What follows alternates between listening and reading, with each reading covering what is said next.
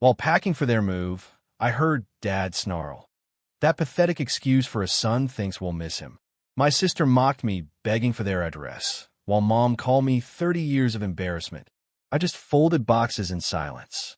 Now at midnight, they're moving trucks outside my house. They're sobbing, pounding on my door, begging me to open it. It's been 6 weeks since the park meeting. 6 weeks since I told them to sit in their mess for 6 months. I know they thought I was bluffing. I know Dad probably went home thinking he'd find some legal angle to force me to rent to them. That maybe he could guilt me into relenting, or that the rest of the family would pressure me. But they've learned something important. There's nothing left to pressure me with. I don't want their approval. I don't want their forgiveness. I don't even want their apology. I want them to live what I lived. Not for a few days, not for a weekend. I want them to feel it every single morning they wake up somewhere that isn't theirs. And it's working. My property manager, Tony, keeps me updated. He's starting to get annoyed. Actually, they drove past again last night, he tells me during our regular Tuesday check-in. Twice. Around 9:30 and then again just before midnight. Same truck, same routine. They park across the street and just sit. I tell them not to worry about it. I pay them well, and I've got cameras installed. They can look all they want. They're not getting in. Tony laughs. I figured. Just letting you know in case they get bold. I hang up and pour myself another coffee. It's my day off, but I've got plans. Quiet plans. The kind of plans you only make when you've already destroyed your enemy's foundation, and now you're looking to demolish the roof. Today, I'm visiting one of my other properties, the duplex 2 blocks from the community center. The tenants just moved out last week. It's a modest place, nothing fancy, but it's clean, updated, and affordable. Exactly the kind of unit my parents and siblings are desperate to find. And like clockwork, an inquiry came in this morning. Guess who the applicant was? Brooke. Except she didn't use her real name. She used a friend's name and email. But the phone number matched one she used to call me 3 weeks ago. I remembered it because it was 1 digit off from the number she used in high school. Nice try, sis. I flagged the application. Mark it denied unverifiable references. Just like I've done to the last 3 applications they submitted under aliases. They think I'm not watching. They still don't get it. I'm always watching. Later that afternoon, I get a text. Knox, can we talk? Just us. I ignore it. 10 minutes later, my cousin Stephanie texts. Stephanie, your brother says he needs to talk. Says it's important. I call her instead of texting. He wants something, I say before she can finish. Yeah, she admits. But he also seems tired. Not just physically, like mentally wrecked. I sip my coffee. Good. Jensen, she says carefully. I'm not saying let them off the hook. I'm just saying, maybe you let them talk. They already did, I say. They talked for 30 years. I listened. Now they get to listen. Stephanie goes quiet. Then a pause. Okay, just thought you want to know. They're not doing good. I hang up and look out my window. It's raining. The kind of cold, gray rain that makes everything feel heavier. But I feel nothing. No pity. No joy. Just calm. 3 days later, Knox shows up at my place. Not uninvited. He texts first. I don't respond, but I see him out front around 4:30 p.m. He's alone. Choking vet. Not pacing. Just standing there. I open the door. You've got 5 minutes, I say. He doesn't waste them. I moved out. That gets my attention. From Brooks. I ask. He nods. Yeah, couldn't take it anymore. Too cramped. Too loud. Too many fights. Dad and I got into it 2 nights ago.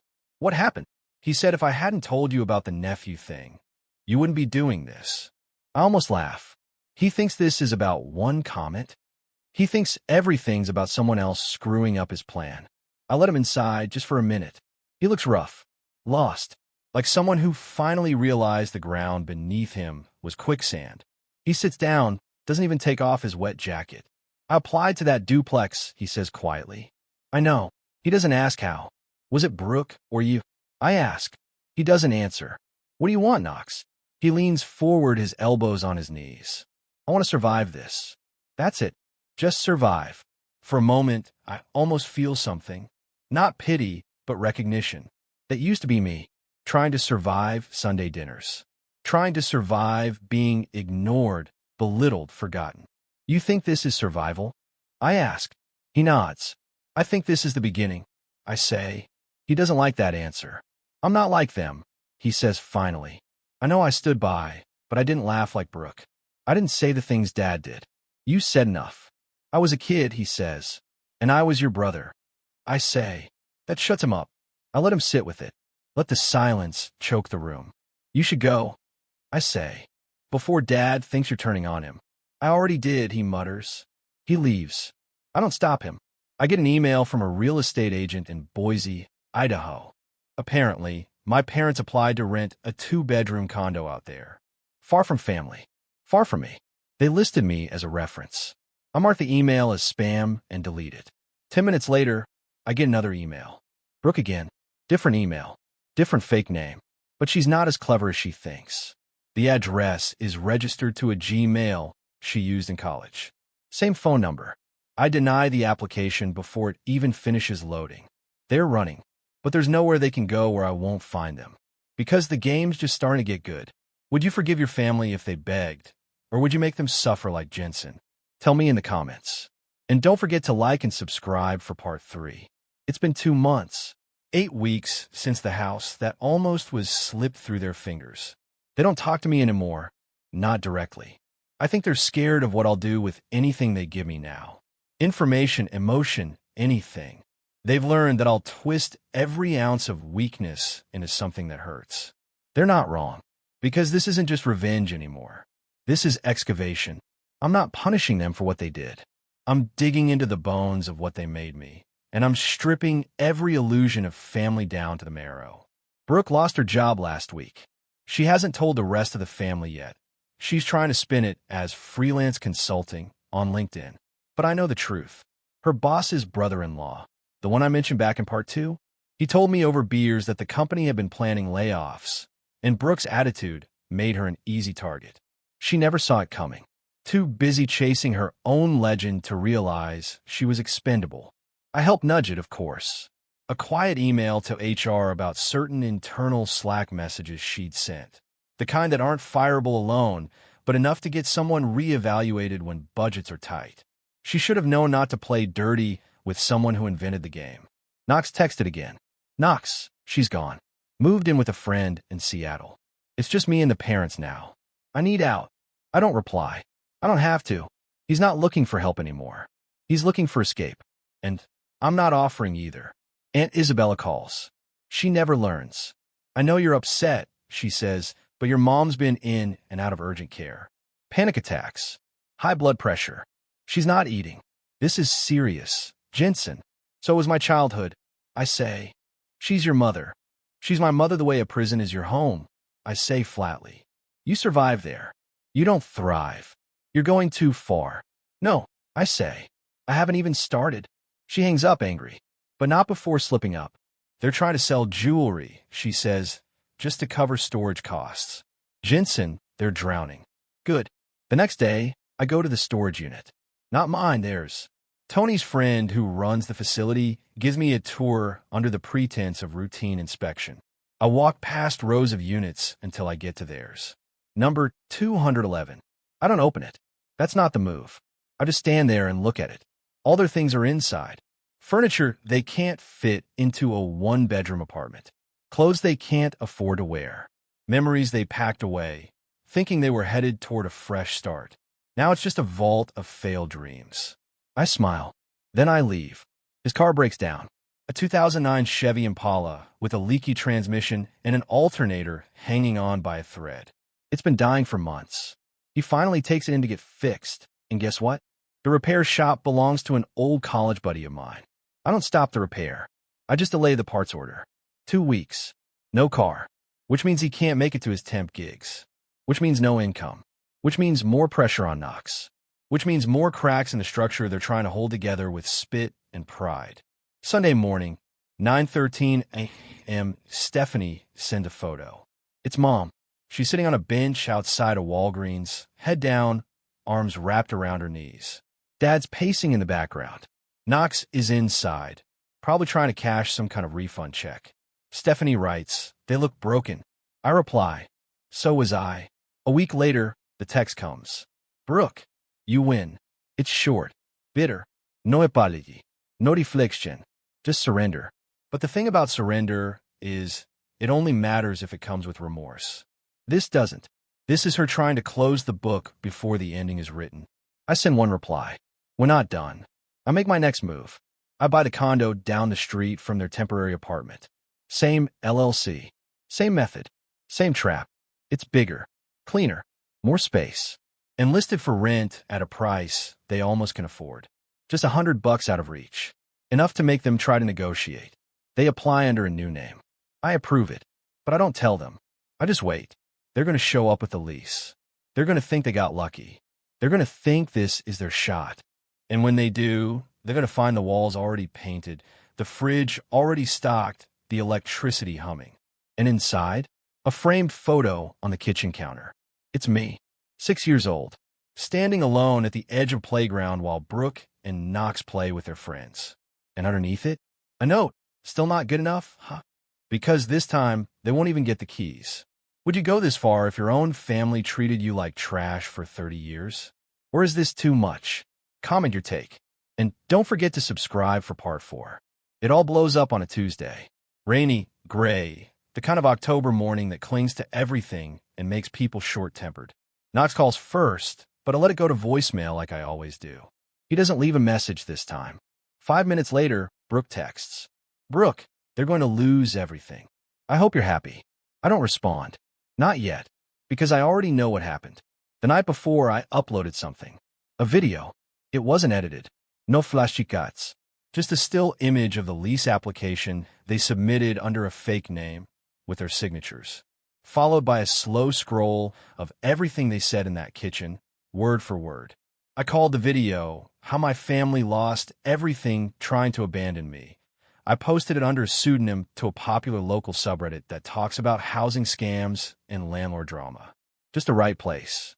Just the right timing. It hit 10,000 views by morning. People were furious. But not at me. At them. Commenters said the guy literally helped them move, and they trashed him the second he stepped out. That's cold. As a parent, I'm disgusted. You don't treat your kid like that and expect grace later. Plot twist. The rental was his all along. Legend. Within a few hours, people started to piece things together. Some recognized the names, the voices, the details. The internet has no chill when it wants to uncover the truth. Someone found Brooke's LinkedIn. Someone else found Knox's resume on a hiring board. And just like that, it spread. By lunch, their entire world was a meme. Charity K's son turns landlord and owns their future. Even people outside our state were watching. It got picked up by one of those viral story channels on YouTube. Animated, exaggerated, but accurate enough to sting. Then came the reporters. A local podcast wanted an interview. I said no, but they aired a full episode anyway. Used voice actors. Reconstructed the timeline. Asked some pretty scathing questions.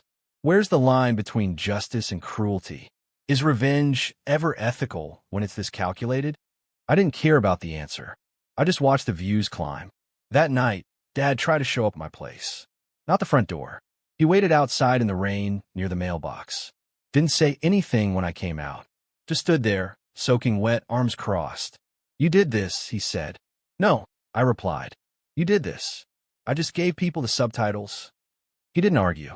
He looked old. Not just tired, but defeated in a way that seemed permanent. I can't even walk into the grocery store without someone whispering, he said. I shrugged. Now you know how I felt at family reunions. Your mother is getting death threats. I raised an eyebrow. That wasn't my doing. He paused. No, he admitted. That part was us. 3 days later, Knox texted again. Knox, I need out. I'm not part of this anymore. I don't reply, but I know what he means.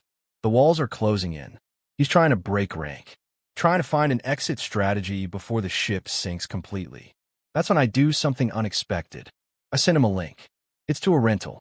Real listing. Real address. Real contact info. But it's not one of mine.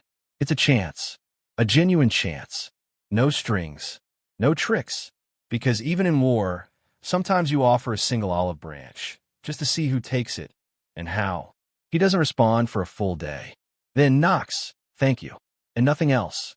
Meanwhile, Brooke is spiraling. Her social media accounts are locked down. Her friends are messaging me, asking if the stories are true, if she really said all those things. Some of them don't even know we're related.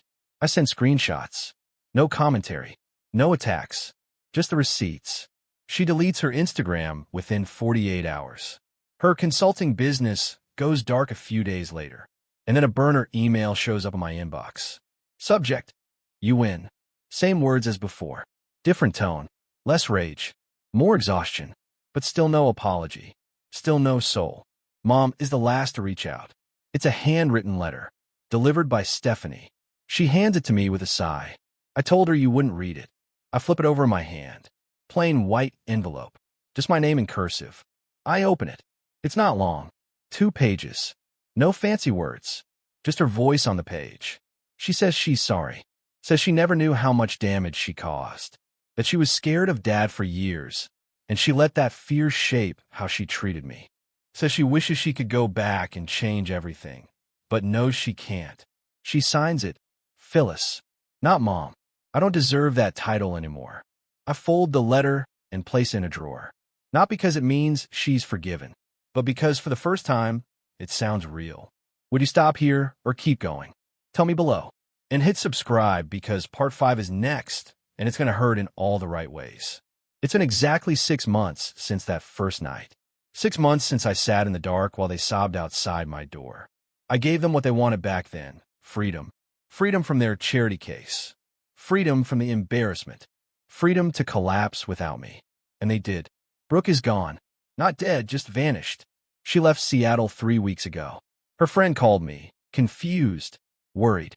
Said Brooke packed her things in the middle of the night and left a note that just said, "Can't breathe anymore." The trail ends in Montana. Small town. No job listings. No apartment leases. I think she's living out of her car. She hasn't contacted anyone since. I could find her, but I won't. Knox took the rental I sent him. He's alone now. Still texting, still hoping we can have some kind of relationship. He even mailed me a card last week. Front: families aren't perfect. Inside: but sometimes they try again. I didn't throw it away, but I didn't respond either. Mom and Dad, they moved into a 1-bedroom unit above a vape shop. It's loud. It smells like artificial blueberry and burnt coils. The stairs creak. The heater doesn't work. They're 3 months behind on rent. My cousin Stephanie says they spend most of their days indoors with the blinds drawn. They only go out to buy groceries and pick up Dad's blood pressure meds. He had a mild heart attack 2 weeks ago. Didn't tell me. Stephanie did. I sent him card. Front: glad you're alive. Inside: now you have time to reflect. I visit the house sometimes. The house. The one they almost rented. The one that started all of this. It's still empty. Still perfect. Still waiting. But not for them. For me. Because last week, I made a decision. I'm going to move into it. Not out of spite. Out of closure. Because the house isn't just a symbol anymore. It's proof. Proof that I survived them. Proof that I won. Dad. I almost don't answer. But I do. He doesn't say anything right away. Just breathes into the line. Finally, he says, "I saw the video. The one that went viral." I wait. He continues. "They all think you're a monster." I smile. "Do they? You humiliated us." "No," I say. "You did. I just published it." Long pause. Then he says, "Your mother cries herself to sleep most nights." I stare out my window. So did I. I don't know what you want anymore. I want nothing. I say, that's the difference. I don't need anything from you now. And then I hang up. Later that night, I do something no one expects. I write letters. One of each of them. Not apologies. Not threats. Just truths. To Brooke, you were my first bully. Long before school taught me what cruelty sounded like. You made it familiar. I hope someday you find peace. But not at my door. To Knox, you could have been my friend. My ally. But silence is its own kind of betrayal. Still, you're the only one I think might change.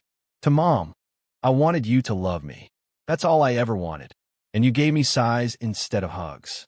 Empty dinners instead of warmth. I don't hate you. I just don't believe you anymore. To Dad, you taught me that worth was earned. So I earned it without you. You were never a father. Just a warden. And I'm not your prisoner anymore. I don't send them. I bury them under the floorboards of the rental house. Let them rot there. right next to every version of me they tried to erase.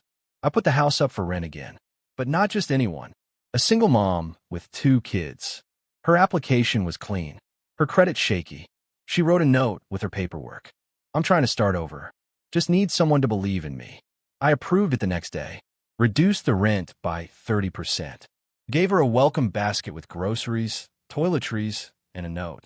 No one should ever feel unwanted in their own home. She cried when she moved in. And for the first time in my life, I felt something stronger than satisfaction. Power. Not the kind you use to punish. The kind you use to rebuild. Because here's the real ending. The revenge wasn't the house. Wasn't the tricks. Wasn't the exposure. The revenge was becoming a man they couldn't break. And then using that strength to build something better for someone else. That's what they'll never understand. They made me this way, but they don't get to define me.